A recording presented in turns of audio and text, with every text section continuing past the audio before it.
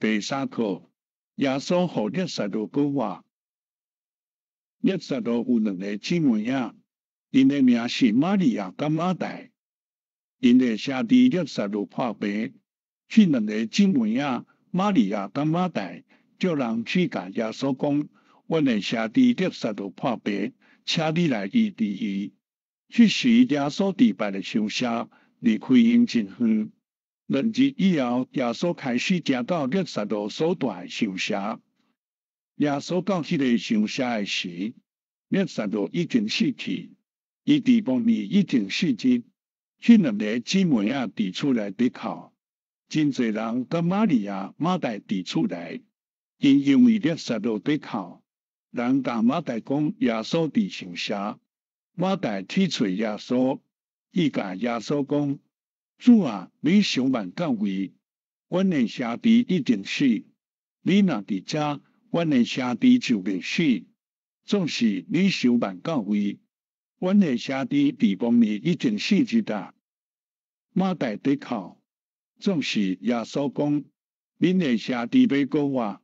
马大讲：我知人告我的时，伊也要告我。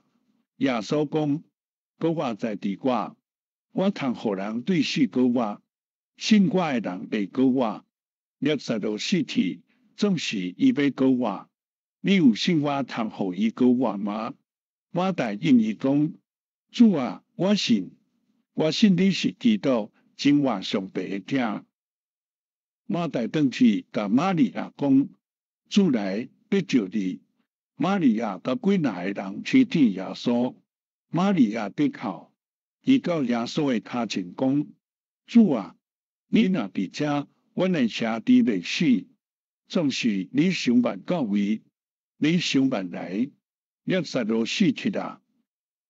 耶稣问讲：恁的兄弟伫倒位？这两个姊妹仔讲：主啊，伊伫墓里，已经死去。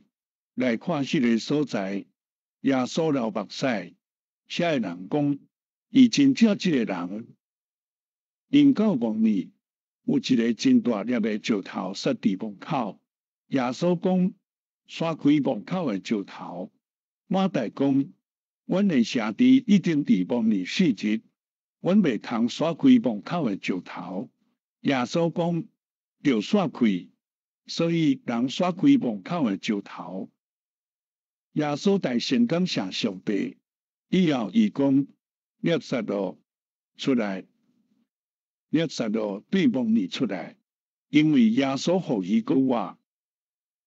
看约翰第11章第1节到第45节。